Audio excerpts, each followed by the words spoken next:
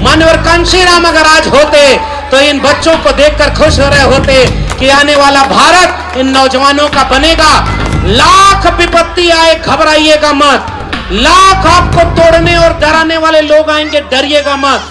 और आपस में आपको लड़ाने वाले भी लोग आएंगे, आपको आपस में लड़ाएंगे कि आपका दुश्मन ये है, आपका दुश्मन ये है। माननीय कांशीराम ने जिसे 85% कहा था उसे 90% बना लो।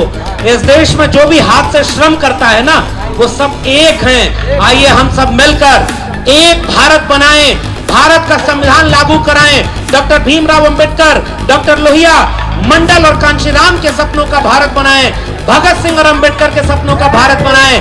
ऐसा भारत जब तक नहीं बना माननीय कांशीराम आपको याद करेंगे और अफसोस करेंगे। अगर हम उनके सपनों का भारत नहीं बना पाए ना तो वो हमसे नाराज होंगे, और अगर वो सपनों का भारत हम बना ले गए तो उन्हें फक्र होगा कि जिनके लिए उन्होंने कुर्बानी दी वो पीढ़ियों ने उस कुर्बानी को जाया नहीं होने दिया। हमारी लड़ाई किसी से नहीं है, हमारी लड़ाई किसी धर्म, किसी भगवान, किसी जाति से नहीं है। हमारी लड़ाई इंसान को इंसान के बराबर बनाने की है। इसलिए हम बराबरी का समाज बनाएंगे, कोई बड़ा छोटा नहीं, कोई अमीर गरीब नहीं, कोई छोटा बड़ा नहीं, कोई जाति के नाम पर श्रेष्ठ नहीं। आओ इंसान को इंसान से मिलाने का ये त्योहार मनाएं। कोई प्रधानमंत्री बन जाए, कोई राष्ट्रपति बन जाए, कोई मंत्री सांसद विधायक बन जाए, अरे वो कुर्सी किराए की है, आज कोई बैठा कल कोई बैठेगा। लेकिन जिस कुर्सी पर डॉक्टर अंबेडकर, डॉक्टर लोहिया मंडल और कांशीराम बैठे हैं उस कुर्सी को कोई अब हथिया नहीं सकता, वो वास्तविक कुर्सी है। भारत का संविधान लागू नहीं हुआ था तब पुरुष और स्त्री में भेदभाव था न? शिक्षा सबको मिलती थी क्या? जिसकी जेब में पैसा है उसको पढ़ाई करने का मौका मिलता था, जो ऊंची जाति का है उसको पढ़ाई करने का मौका मिलता था। जाति देखकर पढ़ाई, जाति देखकर नौकरी, जाति देखकर अपमान। गांव गांव में जाकर आप देखो, मोहल्ले तक जातियों के नाम पर बटे हुए थे कि नहीं बटे हुए थे? बटे हुए थे ना। इन सब को तोड़ने का काम किसने किया? भारत के संविधान ने किया कि नहीं? भारत का संविधान लागू हुआ तो सब बराबर हो गए, ये हुआ ना। उसके बाद भी इस देश में भारत का संविधान घर घर नहीं पहुंचने दिया गया। और उस समय एक ऐसा व्यक्ति जिसने अपनी नौकरी छोड़ दी, घर छोड़ दिया और शादी नहीं की, और घर में अपनी मां को ये बोलकर निकले कि मैं अब घर कभी नहीं लौटूंगा। मां ने कहा शादी विवाह कर लो, बच्चे नहीं होंगे तो क्या होगा? उस आदमी ने कहा कि करोड़ों करोड़ों बच्चे हमारे समाज के, ये मेरा परिवार है और मैं इसके लिए पूरा जीवन कुर्बान करूंगा। और वैसे मान्यवर कांशीराम, शुक्रिया। मान्यवर श्री कांशीराम साहेब की जयंती के शुभ अवसर पर बहुजन समाज समिति दिल्ली आजादपुर के इस इलाके में आप सभी सम्मानित लोगों को मेरा क्रांतिकारी जय भीम, जय मंडल, जय संविधान है, इंकलाब जिंदाबाद है। सबसे पहले मैं इन आयोजकों को, प्रमोद जी या अमरजीत जी हैं, और मुझे पता चला है कि ये इस इलाके में पहली बार माननीय कांशीराम जी की जयंती मनाई जा रही है। मैं बहुत बधाई देता हूं इन आयोजकों को कि उन्होंने ये बहुत शानदार कार्यक्रम आयोजित किया है। और भारतीय समाज असल में ऐसे उत्सव मनाने का एक मिजाज रखता है, नृत्य संगीत के साथ, गीतों के साथ एक उत्सव का माहौल होता है। और मान्यवर कांशीराम का जन्मदिन एक ऐसे उत्सव के साथ मनाया भी जाना चाहिए जैसा आजादपुर में इस समय ये माहौल बना हुआ है। मैं देख रहा हूं कि इस कार्यक्रम में बहुत सारे वरिष्ठ लोग हैं, बहुत सारे लोग आए, लेकिन सबसे ज्यादा तादाद बच्चों की है। और ये बच्चे, ढेर सारे बच्चे ऐसे होंगे जिन्हें शायद अभी ये अंदाजा नहीं होगा कि ये क्या हो रहा है कार्यक्रम। भाई लाइट लगी है, रंग बिरंगे गुब्बारे लगे हैं, बड़े बड़े लोग हैं, अमरजीत जी लोग हैं, किसी को सम्मानित कर रहे हैं, कोई आके हम जैसे लोग दो चार बातें आपके सामने रख रहे हैं। लेकिन सच पूछें तो इस कार्यक्रम की शोभा तो ये बच्चे हैं।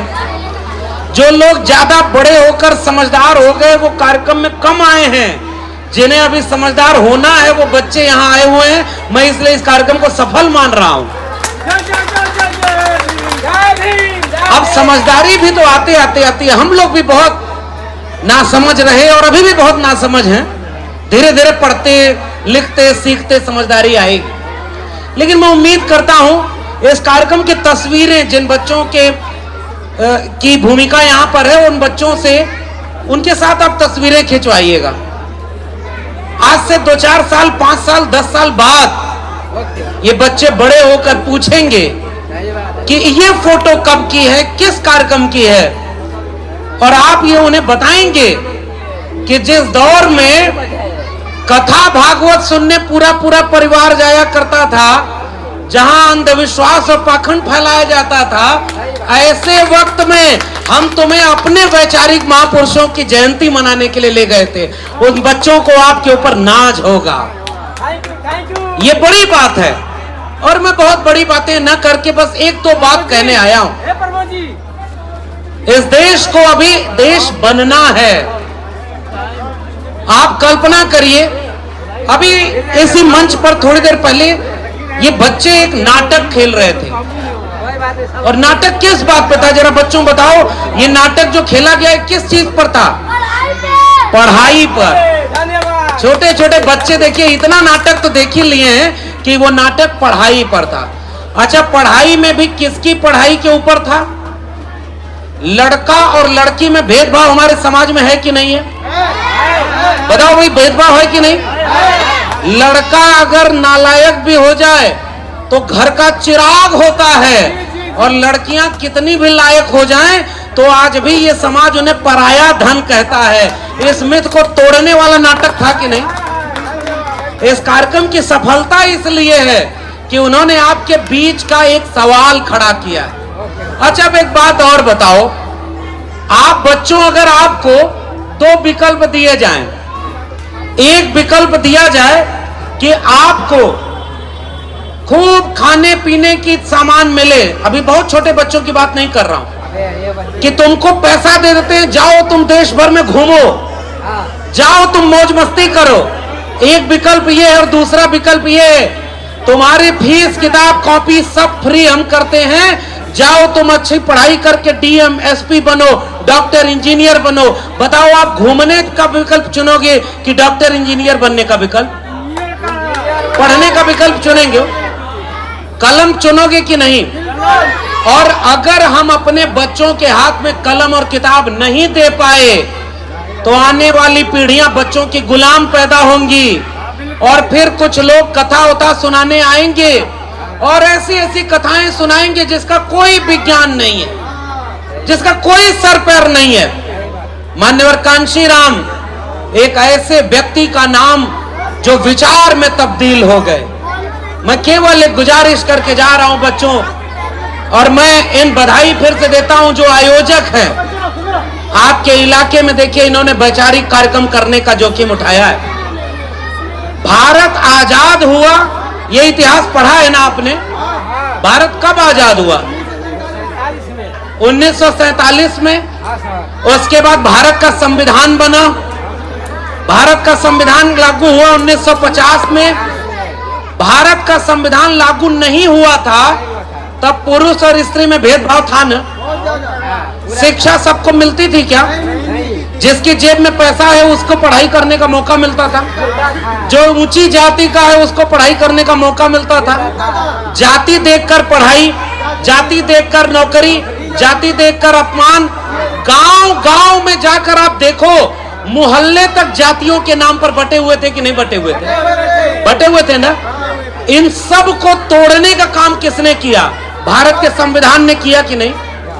भारत का संविधान लागू हुआ तो सब बराबर हो गए, ये हुआ ना?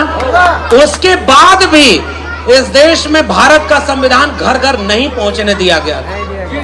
और उस समय एक ऐसा व्यक्ति जिसने अपनी नौकरी छोड़ दी, घर छोड़ दिया और शादी नहीं की, और घर में अपनी मां को ये बोलकर निकले कि मैं अब घर कभी नहीं लौटूंगा। मां ने कहा शादी विवाह कर लो, बच्चे नहीं होंगे तो क्या होगा। उस आदमी ने कहा कि करोड़ों करोड़ों बच्चे हमारे समाज के, ये मेरा परिवार है और मैं इसके लिए पूरा जीवन कुर्बान करूंगा। और वैसे मान्यवर कांशीराम अगर वो घर छोड़कर निकलते नहीं, मैं केवल ये गुजारिश करके जा रहा हूं, मान्यवर कांशीराम अपने मां का कहना मान गए होते तो वो एक अच्छे बेटे होते। मान्यवर कांशीराम नौकरी करते, शादी करते तो एक अच्छे पति बन गए होते। मान्यवर कांशीराम बच्चे पैदा करके उनको अच्छा पालन पोषण करते तो एक अच्छे पिता बन गए होते।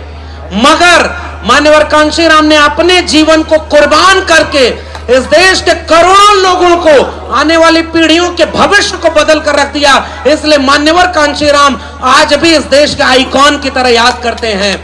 इसलिए आज मान्यवर कांशीराम की जयंती के दिन मैं आप सबसे केवल ये गुजारिश करके जा रहा हूं, हम सब डर गए लोग हैं। आजकल माहौल बहुत खराब है। मुझे आयोजकों ने बताया कि इस कार्यक्रम को न होने देने के लिए भी लोग चिट्ठी विट्ठी लिख रहे थे, विरोध कर रहे थे कि यहाँ फला व्यक्ति ना आए, फला व्यक्ति ना आए। और मैं और कुछ नहीं बोलूंगा, नहीं तो और आयोजकों पर कल को 2-4 मुकदमा कर देंगे। भाई बहुत सारी चीज हो रही है। अगर आप देश में दंगा करने के लिए भाषण दो, कथा भागवत करने का कार्यक्रम कराओ, नाच गाना कराओ, आपको परमिशन लेने में कोई दिक्कत नहीं होगी। लेकिन आप बिरसा, फूले, अंबेडकर, पेरियार और कांशीराम को याद करोगे तो बाधाएं खड़ी की जाएंगी। मगर बाधाएं तो मान्यवर कांशीराम के सामने भी खड़ी की गई। और पता है ना, वो नौकरी में तो चले गए थे, और नौकरी में जब उनके ऑफिस में कहा कि अंबेडकर जयंती नहीं मनाने दी जाएगी, तो मान्यवर कांशीराम अपने कार्यालय में लड़ने वाले लोगों के साथ खड़े हो गए, नौकरी छोड़कर समाज में लौटे और इस देश में गांव-गांव तक चलकर इस देश के एससी, एसटी, ओबीसी, माइनॉरिटी जो इस मुल्क में 90% हैं, उन सबको एक करके बहुजन का नाम दिया था और सबको मिलाकर कहा आपको इस देश का शासक बनना है। जाते जाते गुजारिश, इस जयंती मनाने वाले लोगों का साथ दीजिएगा। आपसे जो लड़ाई जिनसे है ना, किसी व्यक्ति से लड़ाई नहीं है।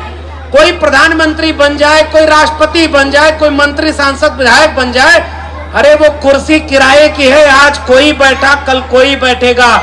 लेकिन जिस कुर्सी पर डॉक्टर अंबेडकर, डॉक्टर लोहिया, मंडल और कांशीराम बैठे हैं, उस कुर्सी को कोई अब हथिया नहीं सकता। वो वास्तविक कुर्सी है। इसलिए जो लोग हिम्मत कर रहे हैं आपके मोहल्ले में, उनका साथ दीजिएगा। इस कार्यक्रम की सार्थकता इसी में है। वो जो छोटे छोटे बच्चों ने नाटक दिखाया ना, भूखे रहिए, प्यासे रहिएगा, घर में एक रोटी कम बने तो चल जाए, बच्चे रोए तो एक कपड़ा कम दीजिएगा चल जाए।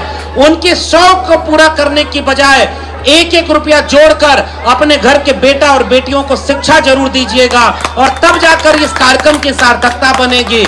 जितने पति आए हैं वो अपनी पत्नियों को पढ़ाना शुरू कर दें। तब याद करिए, ज्योतिबा फूले ने अपनी पत्नी सावित्रीबाई फूले को पढ़ाया था। अगर महिलाएं नहीं पढ़ेंगी तो कोई कार्यक्रम का मतलब नहीं है भाई। जितनी लड़कियां इस कार्यक्रम में आई हैं, घर में जाकर थोड़ी लड़ाई जरूर करना कि वहां जाकर जोर से जय भीम बोलते हो। अब मुझे तब तक पढ़ाओ जब तक मैं अपने पैर पर खड़ी न हो जाऊं और अपना अधिकार, अपना निर्णय अपने से न ले लूं।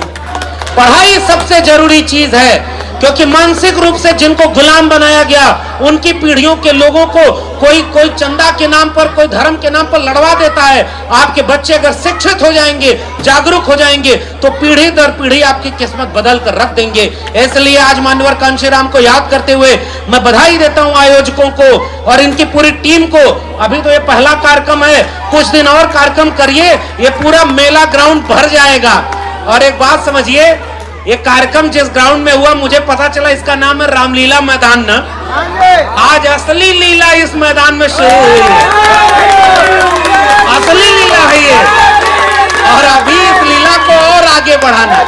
हमारी लड़ाई किसी से नहीं है, हमारी लड़ाई किसी धर्म, किसी भगवान, किसी जाति से नहीं है।